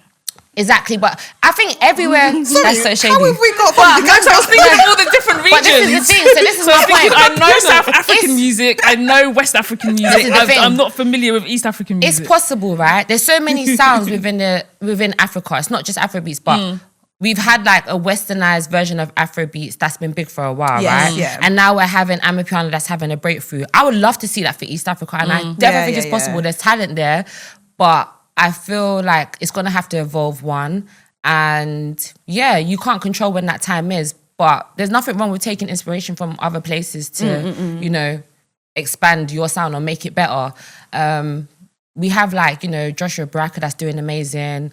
We have BN, like he's from Kenya. Like they're having moments internationally. Yeah. And that's because they're evolving with the sound. It's not about them and where they're from. It's just the sound. Yeah. So, but I feel the music back home in Uganda doesn't cater to everywhere. It doesn't cater to the whole of Africa, whereas, you can tap in more with Western Afrobeats. It can though, because even speaking about Ashake mostly speaks Yoruba in his songs. Yes. And you go to his concerts and people are singing along in Yoruba, people who don't understand Yoruba, don't really know what he's saying. And I think, gosh, you lot are missing out. To like the song and to then understand it, it makes it so much sweeter. But I don't think you need to like westernize yourself anymore. I think like these artists are showing that actually you can be authentically exactly who you are, and it can go far and wide. It doesn't have to be like a certain thingy. But with your sound at the moment with the new album, is this your peak sound? Are you happy with it where you're at? I love it. I love it. I think I've found a sweet spot. When you listen to my singles all separately, it might be hard to see the bigger picture, but when you listen to the album, I think you can understand who I am as an artist. Yeah. Like if you actually deep it, the first couple tracks, a lot of it is the same tempo. It's like 100 BPM. It's got like an Afro inspiration. I'm singing on the hook and I'm rapping on the verses. Like it's very much, they may sound different, but they're very much similar. Then I might have like a one drill moment or like something a bit more up tempo, but it's still under the rap umbrella. Yeah. And then at the end, I have more like I would say Afro-piano. I don't say Amapiano because it's not like proper essay Amapiano. They'd be beefing. No, they don't joke about it. But it's Afro-piano, but like, so it's still Afro beats and Afro inspired and under that umbrella. So it's not too far out. It's just those two worlds. It's the Afro and like rap. No, it's a really good album. But I really enjoyed it. And it's called, you reference South London a lot. Yeah. Like, what is that influence? Like, how much impact has South London had on you, like growing up, your sound, and more specifically this album? Yeah. So much. Like, I may not show it, but I'm really a South girl at heart, like very Anybody much. from South, you lot are like vegans. Within the first 2 minutes, everybody's gonna know you guys are from South London. Like, you know, we do it with pride You though. do. Like, No, and I yeah. always say when you go to a dance, you do call and response. South's always gonna be the It's loudest. always, We're just everywhere, always. you Give know. you guys that, yeah. I mean, I live in South, but I'm not from South. Just Yeah, but I just think the environment, the people, the culture, like it's just overly influenced me. So I just had to make it clear. And people always ask me, where are you from? So I'm like, you know what? I'm going to call the album this so you don't ask me again. But they'll probably ask me again in a couple of years. I think you give South London. I think there are certain girls that be like, she's from South London. 100%. Yeah, I love that. Yeah, you definitely like give South London. When I was younger, I wanted to be a West girl because I used to go to Richmond College for a little while, and like all the West girls were fly. Like they were like, they had their Paul's Boutique bag, Zara jacket, Uggs. Like I just felt like it was a bit more hood. Yeah. So what? Wait, what was the stereotypes? Okay, so that was the West girls. What were the South girls then? Just hood, babe. Like Tians. hood. Yeah. But, I used to have like Puffer jackets. leather biker jacket, Converses. That was my little thing back then. But I don't know if a lot of South girls used to wear that though them times. But yeah, What but was- still it was the East hood. girls? It was a different time. So I Dress code. I couldn't tell you East I girls. was also one of the East girls. oh my Leggings, tucks, God. and Uggs, maybe. Yeah, probably because I definitely rocked I that. know, like Eastman you have to know they're wearing designer. Oh yeah, Jesus. very You reckon? loud. With It has to be like these guys do it as well. It has to be Prada. I can tell, relax, drippy. Yeah, It's like very These guys are quite drippy-based. drippy, to be fair. I kind of feel like a lot of us in London, in our community, have the same dress look the sense, exact but it's same. just about who has more access. I felt like South girls would wear the Uggs and the Zara jacket, but we wasn't probably being exposed to that, or our parents didn't have the same money that the West babes had, or like for instance, boys in Northwest wear loads of jewelry. They were wearing Giuseppe's or Louis, Because they go to Wembley Market. but also as well. Let's get it. But the trappers out there in Northwest are making more money because they're in West End. Their clientele is bigger, so Interesting. very much so. Do you know when some worlds are so far from your world? I cannot name a trapper. Don't have a fucking I don't know the trappers Don't either. have a fucking clue then, man. can't name myself. No, I'm joking. Only people I know are Ford guys, and even then I think that'll change. Like, But I think that is more of an East London thing. Well, no, I think even criminality, not that we're promoting it, No, we're we're just not. It acknowledging differs this is between just the areas. observation Yeah. is different. So I'm not being funny, but when I think of South London, I think more drugs. Yeah. Do you know what I mean? And Nike When- Techs. Yeah, exactly. And when I think of East, I think fraud. okay. When I That's think making of, sense. When I think White of collar West, crime. yeah, when I think of Good West people. London, I think theft and burglary. Oh. Do you know what I mean? Hey, And then when Audrey, I think you've of been Northwest, I out just there. think a bit of everything. Yeah. We just dabbing in a bit of everything. Yeah. But genuinely, that's how I see it. But when I go to them other ends, I feel so out of place. I'm like, this is not my place. That's how I felt when I first moved to South London. Really? Yeah. I feel like that in You're not South from London. South I don't originally? know. No, I'm from Essex, babe. Essex, babe. And where are you from? From Essex, We're both babe. from Essex. Yeah, I've been living. That Well, gives East London, bougie. Essexy, yeah. That gives very bougie. No, Yeah. it wasn't. That was a weird time to grow up. Oh, yeah, no, I it think wasn't. because I was begging it a little bit. I wasn't Dagenham. I used to be like, oh, The thing Dagenham is Essex, but I they're like, don't know no, it's about not. you, yeah. We both went to Brunel, but when I was in Brunel, I used to say to people I was from Essex, and they'd be like, "Oh no, that's from your East London." Yeah. But then when I was like, used to say I'm from East London, they'd be like, "Oh no, that's Essex." Did they ever call you a bounty at Brunel? Yeah, because they bears. used to call me a People bounty. used to be like, "Oh, why'd you talk like Oh, that?" yeah, why'd you And talk I like was- And I that? didn't realise I talked like anything. I just thought I was talking, innit? I didn't think I had an accent until I went to Brunel. Yeah, Why'd you talk like that? same, Like, you're just a same. bounty. Do you And think I'm you had a like, bit of an Essex accent? Maybe I there's think so. twangs or there's certain things and you don't even realise because you're so ingrained in it. Yeah. But you could have never told me I sounded different. But No, people to used be tell me all the fair, time. they're right because I think my accent now. Let me talk to my friends from Essex. It comes out a It bit does. more. Babe, I'm not being funny. you know Right, the other what? day, Do you right, know oh my what I God, it mean? was so funny. Right, so he comes Yeah. over and I'm like, oh my God, no. It just, and I'm like, who are you? Why are you doing that? It just happens. I don't know. I don't believe in the thing of like talking white and black, but I reckon, I don't know, with English people, they have a bit more of a higher pitched tone. Look, You when babe? I'm on Yeah, the because phone, it's up I there. can hear if the person's black. Yeah, there's a every cadence. Yeah, there's a cadence a black Yeah, voice yeah, has that I yeah. know if it's a black person. Yeah. Every single, or even if you're not watching telly, you look up and like, oh, I knew that was a black Yeah, person. but also even just down to accents, I think just in general, it doesn't matter what race you are. There's a difference. So there's a difference between a Cockney East London accent and a Cockney South London accent. Like that one, yeah, I can yeah. tell the difference straight away. Like I the believe East that. London Essex boys have a different. They kind of talk like the boys on Towie a little bit, and then South Londoners, I feel like their Cockney feels a bit more. Just London. I can't tell the difference though, but yeah, Yeah. I get that. I I'm get that. fascinated by accents. Yeah, it's like, mad. We are 30 minutes down the road from each other. Why do we sound so Especially different from each Manchester other? and Liverpool. Like, it spins Like, why have me. they I got don't different get accents? it. Yeah. They've got completely different accents, and they're like 40-minute drive. Don't you find it mind-blowing that you can't actually hear your own accent though? I can't hear it. I don't know if I have and you talk to someone else, and they'll be like, I'm like, but I don't think if you live in the South, me. you have an accent. I'm sorry, I just think that this is like the standard. No, it's not. No, do you know what I mean? I don't think we have an accent. I feel like everyone else has an accent. Oh, period. I get what you're saying. Do you know what I mean? It just feels like this feels like the standard way of talking. But everyone feels like that. I'm like, and then you're the one that talks funny. Why you look at me like that? Yeah, do you know what I mean? People probably feel like they don't have an accent, and they definitely do. Their accent is thick. Because them, man, chicken. Like they're, but also they're a good time. Oh my God, a Scouser is, they are so fun. Gosh. Colleen Rooney's Scouse, right? Yeah. When she had her launch thing, no, I've never been, there was a party. I bet. Like her manager was swinging. Yeah, I was like, oh, we came to party. It's such a good time. People from up north, they know how to party. They're just different. It's a vibe. Like anytime I go up north, I just feel it's just the energy is different. Like even on the train, they're like tickets. Down here, they're like tickets. Yeah. Like it's just different. So like, who says tickets and what trains are you on? You know, like if you go up north and they check your tickets. No, in London. Yeah. No, if you take the DLR, they ask for your thingy. Yeah. Or if you get like overhead or whatever, sometimes they ask for your tickets. What if it's your card? What do you show them? Then you tap. That's a proper South thing, by the way. Overhead, they definitely check your tickets. Yeah, like sometimes. if you go like into like London Bridge to like wherever, like Penge or whatever. But yeah, there's just a different vibe. There's just a different energy. When was the last time you committed a crime? Huh? I think I stole recently. But not on purpose. Yeah, maybe like if I'm scanning. That's it's a scanning thing. Yeah. Like if I scan something, it's free. I'm not going to look up items. That's free then. No, but you know what? The other day, look up is free. The other day I did that and I thought, but the thing is, I don't steal because I can't afford it. I steal for the thrill. Oh. Right. So the other she's sick. But do you know who has that disease? Winona Ryder. That was her disease. Do you remember the actress Winona? Like she's died now. No, she's very much alive as well. Please forgive me. Winona Ryder, she used to steal, but she was like a famous actress, like proper famous from the 90s. What, she just used to steal. Yeah. She wasn't even discreet. Like she would be in the department stores and just be like, and just put it in her bag. What's it called again? There's a name Neclophobia. Neclophobia. Something. I don't think I'm saying that right. Klepto. No, isn't that when you sleep all the time? That was a mixture of necrophilia. God forbid. So what's necrophilia? It's when you like sleeping with dead people. Yeah. Oh, God forbid. No, klepto. Isn't that when you sleep all the time? No, that's narco. Klepto is when you steal. Yeah, kleptomaniac or something. So it's just like you get a thrill. But the other day I was in one of the big five and I was getting some fruit and I was like, oh, I'm not gonna scan the 6th banana.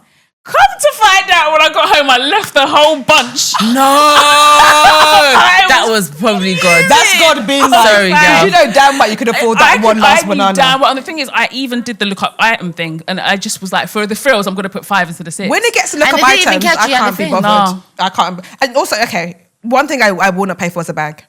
No, that was me. I was going to say, I literally took 2 M&S bags yesterday. Yeah, I think it's an absolute violation. Because why? That cost has been passed on to us. It pisses me off. That is insane that you can't get bags for free. Mad. I'm going to say as well, another thing is that my cupboards are full of Tesco bags and I've had enough. They're so ram and like every time I go to the shop, I forget to bring it with me. Yep. But I've got so much. I don't need to buy anymore. Yeah. I don't want to. Keep it in your boot. Just keep it in my boot. Yeah. For my big shop, I keep it in my boot. Because I can't keep. Yeah. The amount of times I will forget to, I'll be in my boot, I forget to take it to the store, I'll take the trolley with all the items and I just bag it in my car because I'm not paying. It's too much. Yes, I do that all the time. And now it's not 10p, it's 40p per bag. Yeah, it's 40p. It's not even 10p anymore. Sometimes. No, then they can fuck right off. Yeah. But actually, do you know what? Yeah, whilst we've got Tyra here, I wanted to talk to you about something. Yes. It's actually very important. Oh. I'm joking, it's not really. I was scared. So obviously, you know, like Lato's like announced her pregnancy. Yes, right? I saw that. And I feel like it was appropriate because you're a rapper. Yes. And like she's getting a lot of stick. Is she? Why? Yeah, about her actually pregnancy. That. Yeah. And like I feel like it's something that happens a lot, especially to female rappers, which we obviously know is misogyny. But as soon as like a female rapper gets pregnant, it feels like their audiences get so disappointed. And now because we're in this time where like, I don't know, it feels a little bit misogynistic. Like people are really like being quite nasty about pregnant women and, you know, people having babies out of wedlock. And, but the rappers get so much more smoke. And Lato's getting a lot of smoke. Who is the father? 21 Savage. Ah. Yeah, but not. Okay, so what was you? So what was you gonna say, Tolly? Apparently he's married still. Okay.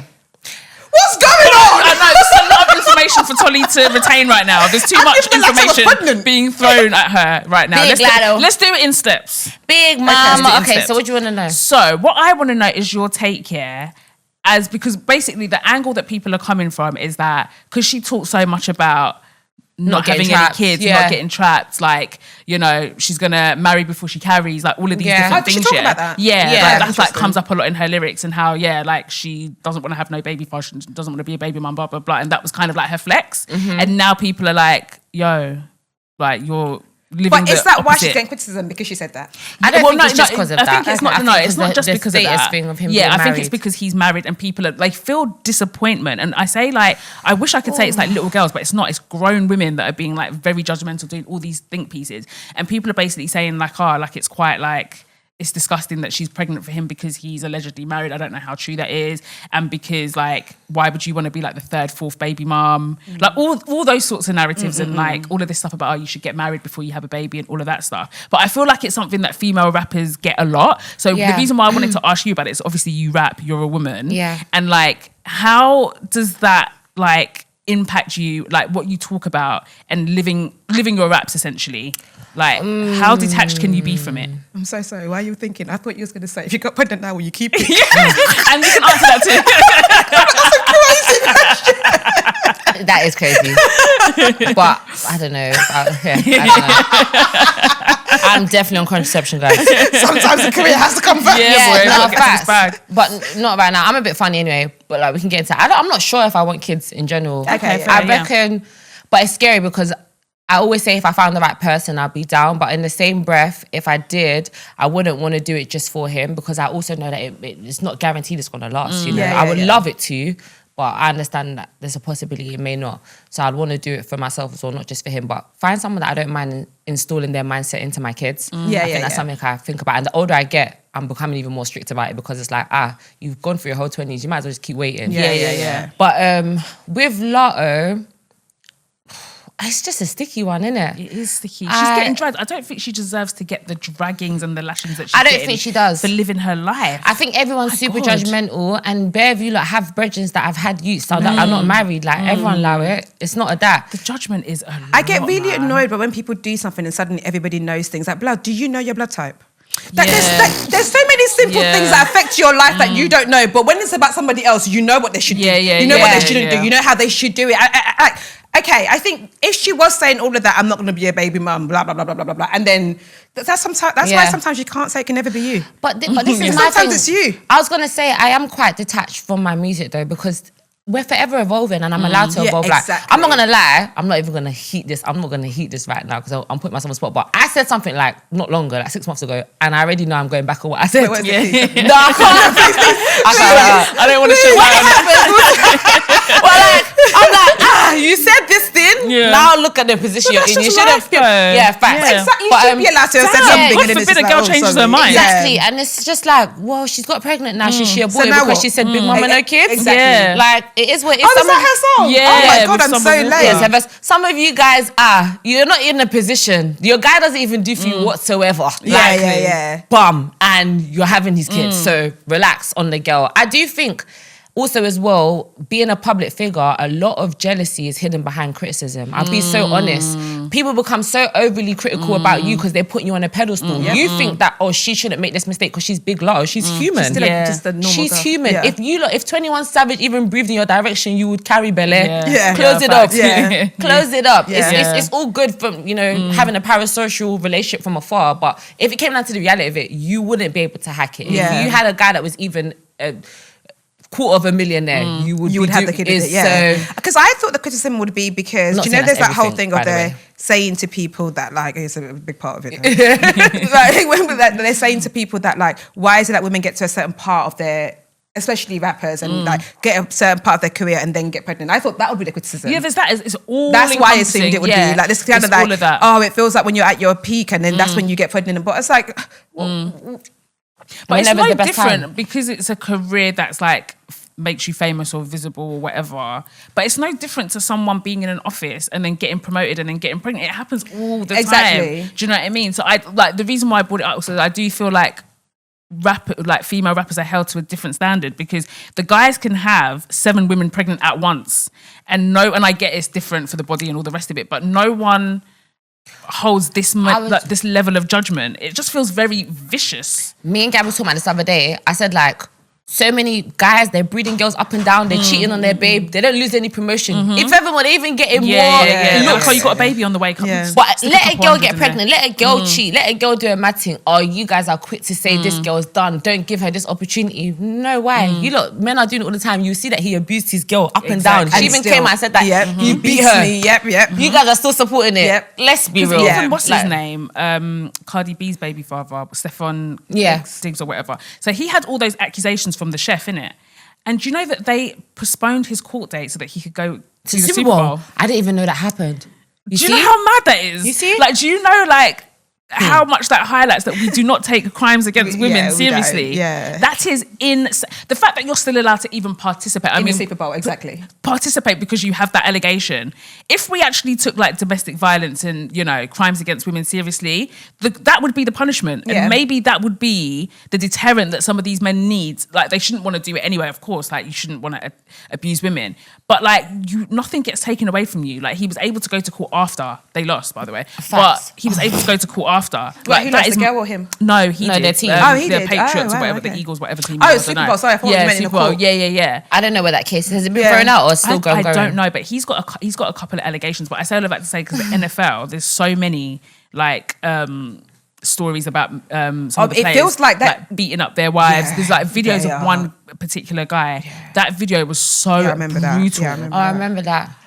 Like, it was wild, that the fact that, like, we're so desensitized to stuff like that. And also, like, recently there was another guy, he plays basketball, he, like, kind of ran over his girlfriend, but his girl is actually, they done something. Well, I don't know if you heard about it. They were arguing, but luckily, his girl, not even luckily, she's a public figure because she's a part of the WNBA. Is that it? Like, women up here. So, but he's gone to jail and stuff, and they're making it like a big deal. But it's because she's a public figure and people know her. And she's like, you know, like, well thought of, she's a pretty girl. But it's like, if she was just a normal girl, would she even face that consequence? Nope. And it's so mad because even me being an artist, I used to think, like, if I get with another artist, I feel like there's a bit more safety there because he also has a lot to lose. So maybe he's not going to like abuse me or like do something proper outlandish.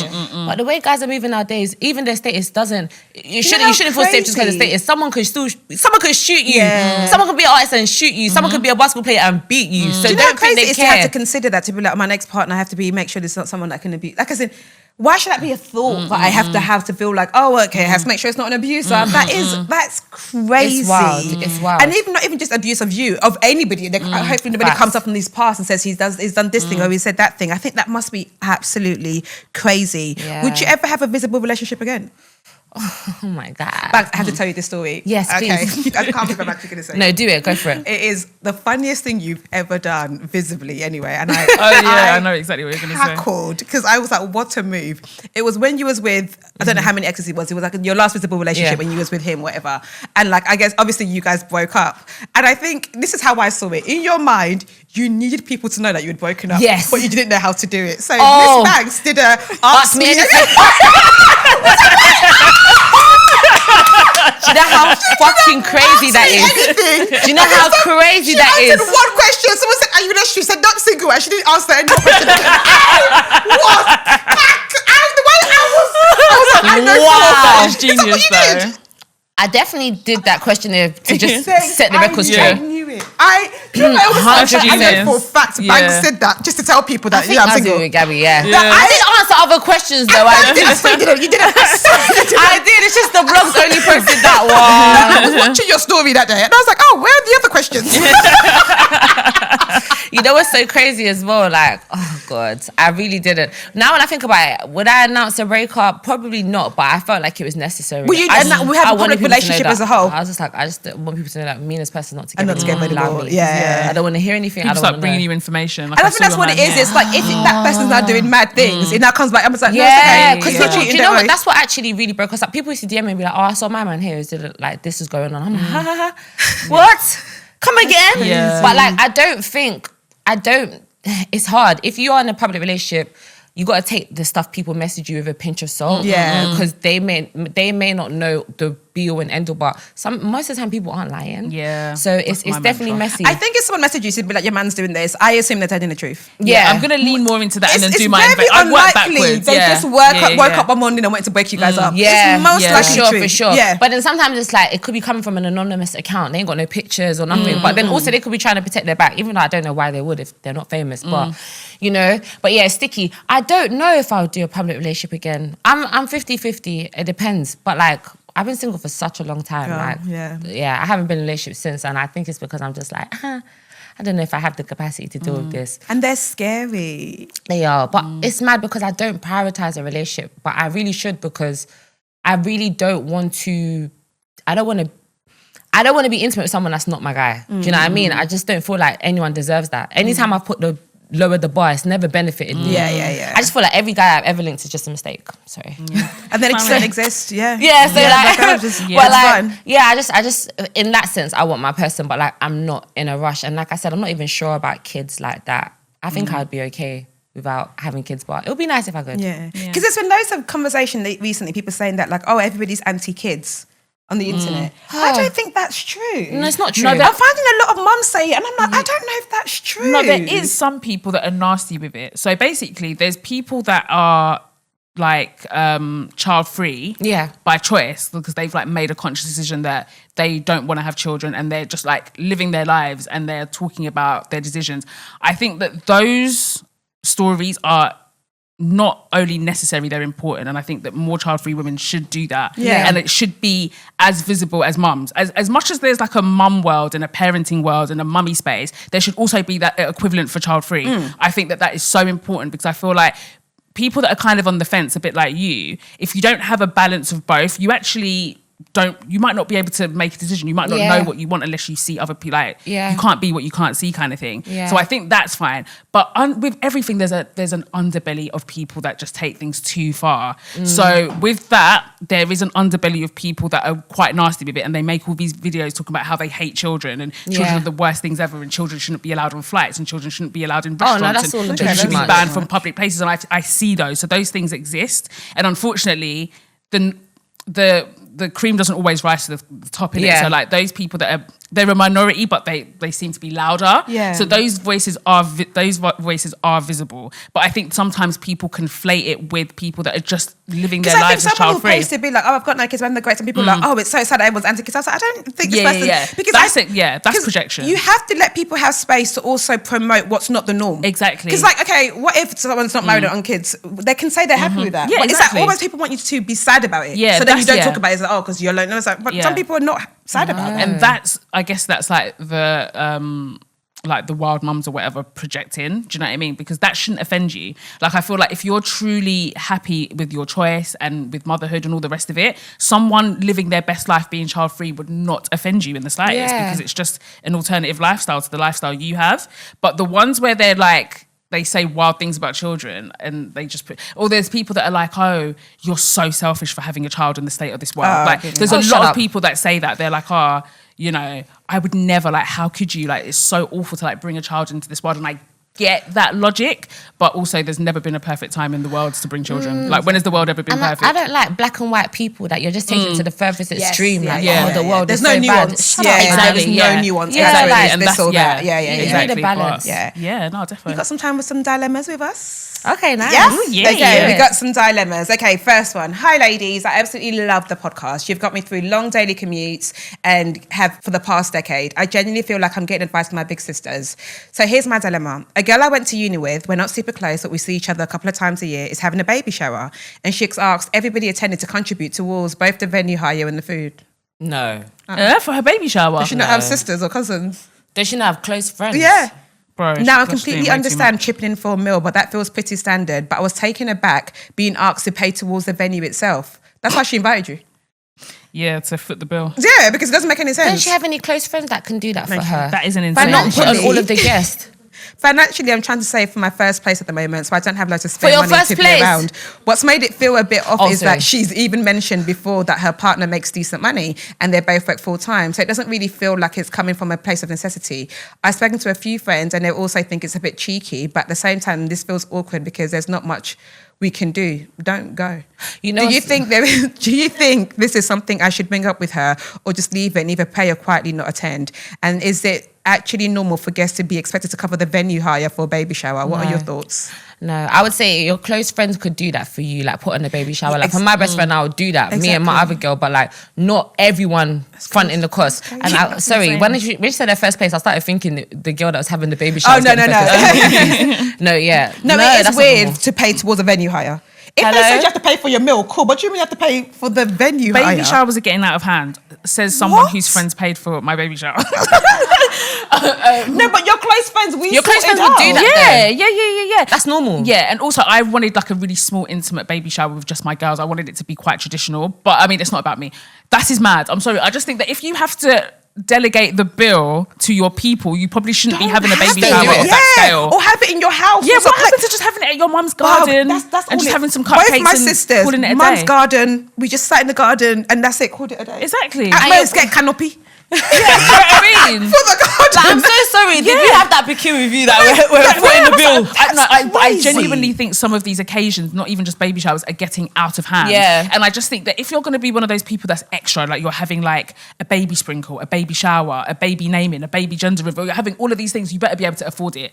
Don't start allocating the bill to other people. If I won't go. Like, that's too much. I actually just won't go. Won't even reply. Yeah, I won't go. Because people like that, I feel like if you tell her, like, I think that this is like uncouth for you to like delegate the bill, whatever, those are the people that will start spinning, oh, you're such a bad friend. Yeah, don't mention anything about, it doesn't matter what you think. Just be like, I can't make just it. Just be like, oh, I hope you have a great time, I won't be able to make it. And also, why is she sending invites for her own baby shower? Where are her friends? Yeah, what is going on? This is just all over the place. If she had proper friends, she wouldn't be delegating the bill. Yeah. Something's wrong. Why are you picking up the bill? Someone I went to uni, I can't imagine someone I went to uni with saying I should come to their baby shower, but I'll now pay for the venue. Yeah. Hello? That's a good... No, it doesn't make Journey sense. mercies with you and that baby, but I will not be there. No, that ain't it. Yeah, no. Don't go. Next dilemma. Don't go. Next dilemma? Yes. Okay. Hey, ladies. First off, I want to say I absolutely love you both. I've been listening since the second episode, never missing a Wednesday episode. I pray that like a tree planted by living waters, you both continue to flourish. Amen. Amen. Thank you. I'm the youngest of 5 with 4 older brothers, each just a couple of years apart. When I was 16, my eldest brother had a baby girl. Since he was in university, my parents stepped in to raise her, which meant I was raising her too, picking her up from the childminder, taking her everywhere, and even choosing to stay in a London university so I can keep helping. Oh, wow. My brother and her mum broke up soon after she was born. When they can't get it together, she's at mine. To give you some background, my mum is mixed. My dad is a dark-skinned Ghanaian. All 4 of my brothers took after my mum while I took after my dad. Growing up, my mum would make comments about my darker skin and doing things like not letting me play outside when we go to Ghana. FYI, my brothers are all married light-skinned white women. So are my uncles on both my mum and dad's side of the family. When my niece was born, people kept expecting her to lighten up, even teasing that she was dark because she spent too much time with me. Oh my God. Recently for her 16th birthday, my niece asked to have a sleepover, but there was an urgency in her voice that felt different. During our night together, she broke down and asked if I could become her full-time guardian. She said her mum's constant comments about her skin tone was affecting her mental health. She posts her other kids, but never my niece. Oh my God, that's going to make me cry. Her mum doesn't defend her when her family talk about my niece's skin colour. I have cussed aunties and uncles in my family because of her, being the protector I never had. Her mum has accused me of trying to steal her daughter, which makes any real conversation impossible, and my brothers act obtuse to colorism. I feel stuck and heartbroken. I want to be there for my niece, but I don't know what to do. Thanks and help. Fucking hell. That's dark. It shocks me that to this day and age, there's still families that do that. That like that dark skin thing is still their hill, and they still like make the dark skin child feel a bit. It's so baffling to me. Like especially with what we know about colorism and like as in like. Maybe our mum's generation at most. The last people I want to hear that shit from. But post that, I'm not trying to hear that from anyone. But to have a kid now, and have a 16-year-old, I mean, talking about your dark-skinned kid is, what do you mean you don't post your daughter? And you had how many kids with a dark-skinned man? Exactly. But That's the thing that always spins me. Like when people lay down with dark-skinned people and somehow just hope and pray that they're going to be on the lighter end of the spectrum, it's literally delusion at its finest. And I just think, you know, when it comes to colorism, I don't actually think it's that much better. I just think we have language and people hide it better. How does she help it? I feel so bad for her. That is awful, especially now where like there's so much imagery about beauty standards and stuff like that. You can't even escape it. I don't know if you have the capacity to be her full-time carer. Because that's a lot. You know what I mean? That's a lot. But I think what you can do is be a really prominent figure in her life. Yeah. Like as close to, you know, her next of kin as possible. Like as close as you can get to that child. That's probably what I would do. And then maybe if, you know, the niece is 16, right? Yeah. So maybe in a couple of years, if you're living on your own and she wants to come live with you and rent a room and do whatever, and like you guys can live together as opposed to like you taking her on, then maybe that's something you can explore. But for now, I don't think if you don't have the capacity to take on that responsibility that you should, but I think that you should make sure that you're like invested in her life. I know you already are, but as invested as you can be. You have to pour life into that girl like no one's life business. into her, yeah. Just to counteract all the bullshit that she's hearing from other sides of the family. And it's just ignorance. And I feel like when people understand that people have these mindsets because they're brainwashed, I think that there is like a piece that comes with that. And I think you have to really educate her about colorism and let her know that it's not a real, obviously it's a real thing, but people's mindsets pertaining to dark skin, that is not real. That's all an illusion. And just educate her as much as possible, speak life into her and just be there for her as much as possible. Yeah. And instill confidence in her, Yeah. I think that's what it is. It's your job. And I think it's especially, and I think it's actually a really good job for an auntie to have. Like your job is to, like, I've got nieces and nephews and I'm here to gas them up to every extreme. Every time I see my niece, you look so beautiful. And yet like I am the auntie that's like, anything is possible. You can do whatever you want. You're so beautiful. You're so this, because it's like they need something. And to even a point of, I talk about it, my niece is overconfident and it's good. Yeah. Because the world is going to knock it out of her. So let it be, when they knock it, they'll just knock it to average. Because, and I think that's what you have to do with her. You have to build her up in a way that she feels unstoppable, because what she's hearing at home, her dad is not helpful, her mum is not helpful. Like to not post one kid and for the kid to notice that it's because they're darker skin is crazy as a mother. Yeah. That's crazy to me. Yeah, exactly. It's disgusting. And show her dark skinned women that are doing big things. Yeah, and are beautiful. beautiful. You know what I mean? Yeah. Exactly, that are beautiful, and just like fill her with that imagery. So again, it's counteracting what she's seeing, because I can imagine if that's what she's hearing, if she's on social media, that's probably what her algorithm is giving her, like the opposite of what she is. And it's always the families that start that weird thing. That's remember my niece, I used to have some auntie, she'd be like, you start using cream on her. I was like, don't. Hello? Not around here. I was like, do not bring that woman near her again. Because like, exactly. What are you saying? It always you starts at home. weirdos with your dark ass knuckles, and you don't want people to be looking like you. Like, as in, bleaching makes me sick. Yeah. And like, you don't look normal at all. Honestly. Yeah. When people do that, I'm like, oh my God, you'd rather look like you've got lacerations on your face than just be dark. Just be dark skin. And you know, allow the older generation, but don't put it on the youngers. I know you went through a hard time. Yeah, cool. Deal with that on your own accord, but don't now put this on the younger people coming up underneath you, because it's not gonna advance us in any way. Exactly. Make us get better as a people. We're just stuck forever as a people because of that, and that is actually some bullshit. All right, next and last dilemma. Okay, you guys ready? Yes, sir. Okay. Hi, Tolly and Audrey. First of all, I just wanted to say I love you guys. I listen to you all the time on my commute, at work with my AirPods in, pretending to be productive, literally giggling to myself like a weirdo. You honestly get me through the week. It feels like I'm on FaceTime with you guys every episode. Okay, so here's my dilemma. I feel like my husband is too close to his sister. They've always been close. They're like best friends, really. It's not in a weird or inappropriate way, but they're very codependent. When we were dating, he used to go to her house all the time. I didn't think too much of it back then, but now we're married, it hasn't changed. If anything, it's worse. He goes to her house like 3 times a week. Sometimes on weekends too. Damn. And he'll come home late. They're constantly texting. She's always sending him reels, messaging him all day, even late at night. We live in different cities, but whenever she needs something small, like going to the shop, she'll ask him to drive down and do it for her, and he does. I'll fix it. For context, she's a couple of years older than him, and her partner is locked up. Oh, so you're using him as a crutch, have you? Basically. So she lives alone with her son. I understand she probably needs support, I really do. But I just feel like there should be boundaries now that we're married. She'll be chatting with me via messages, then later my husband will tell me he's going to her house because she wants to hang out. It feels disrespectful almost. We recently bought a house together, and sometimes I genuinely feel alone in it because he's always over there. What makes it worse is sometimes he'll suggest we go there on weekend, even though he's already been there multiple times during the week. I'm just like, what? No, I just told him I've told him how it makes me feel. I said I feel like I'm competing for his time and attention. He says he understands and he'll tone it down, but then he slowly slides back into the same habit. I'm honestly tired of it. I don't want to be a weirdo, jealous wife, especially when it's literally his sister, but I also don't think I'm wrong for wanting my husband to prioritise me, our marriage and our home. Am I overreacting, or is this crossing the boundary? How do I even approach it without it turning into me versus his sister? Please help me. I'm exhausted of feeling like this.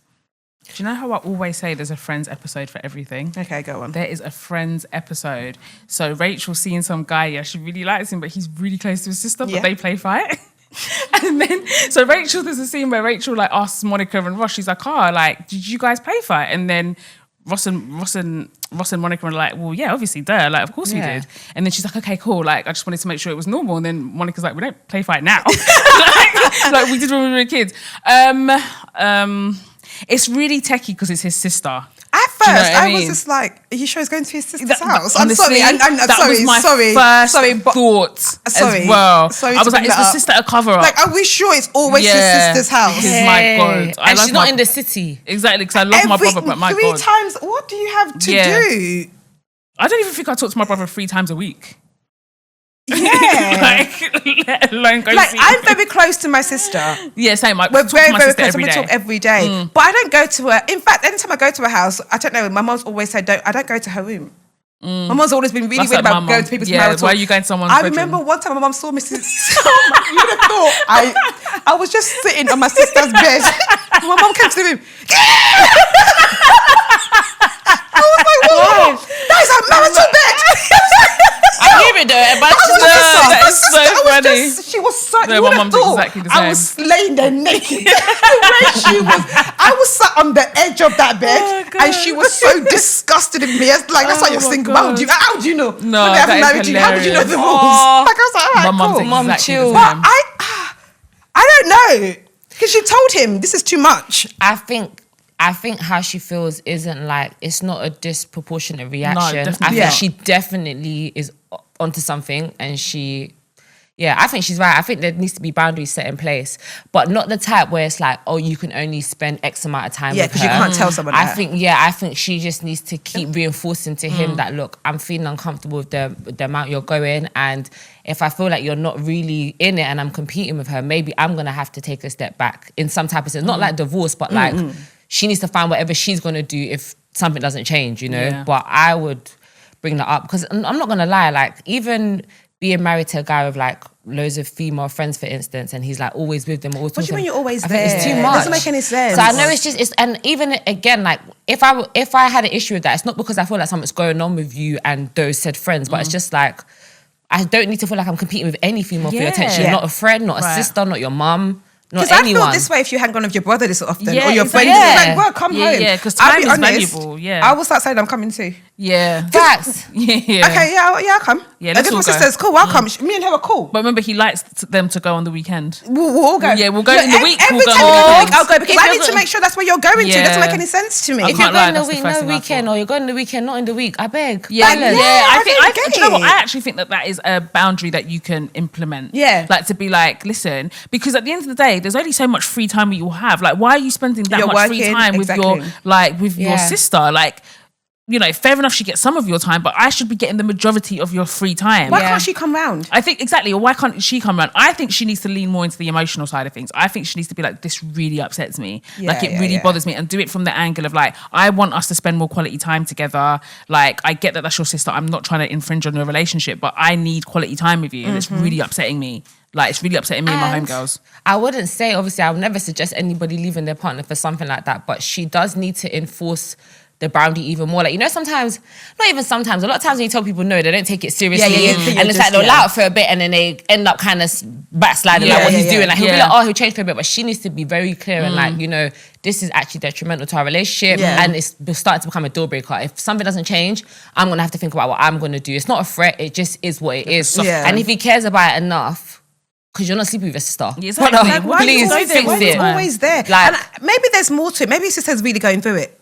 Yeah. Maybe she sounds like maybe actually not me assuming part of the story. Like maybe she doesn't drive because why she keep telling him to come and do little drop offs. I think it's actually been like, is she okay? Because it might be that the sister's in a really, really bad place. So he's like, I'm meant to go check out my sister. But like, tell me that. But if she's fine, But some people don't respect marriages because that could never be me. Like, do you know what I mean? I don't call married friends past a certain time like, because if I think my it's brother crazy. was always coming over to hang out at my house and he had a whole wife, me as a sister, I would be like, thank you. Go home. Exactly. My mum would be like, thank go. you. Listen, he's lacking boundaries. When I got separated and I tried to go home, No.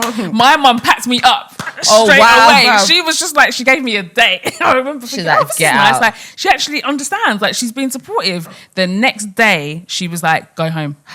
Go home. Because people were just like, really respect like the institution of marriage. You know what I mean? So I find it mad that the sister is allowing it. Yeah, that's true. That's a very good point. That's a like, very good point. Why is she not being like, unless, I don't know if there's some tension in their relationship, but it's odd. But I just think that you should. Because even I used to live with my mums and married friends were around back. She's like, well, your friend not going home. Because she's like, go home to your, why are you here? Like, what are you go doing home to here? your husband. Yeah, And I like, think you're so you right. have The a sister house. should be the one to say to him, babe, go home. Just because your wife is your husband's locked up doesn't mean my man has to be.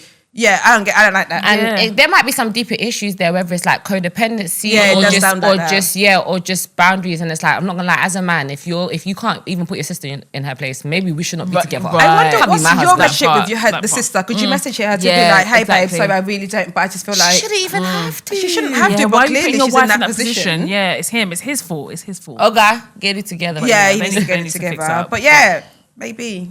Thank you so much for being here.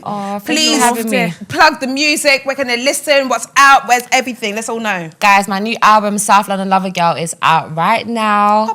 Make sure you give it a listen. I really just bared my all on this album, and it's the juxtaposition of like being a hood girl and being a lover girl. So make sure you check it out. Out everywhere. Okay, that is amazing. Please do listen to it. South London Lover Girl. Stand up. And that's actually such a good title for you. Yeah, it that's really exactly is. It's exactly who you are. Yeah, to your you. very Exactly core, who that you is are. exactly who you are.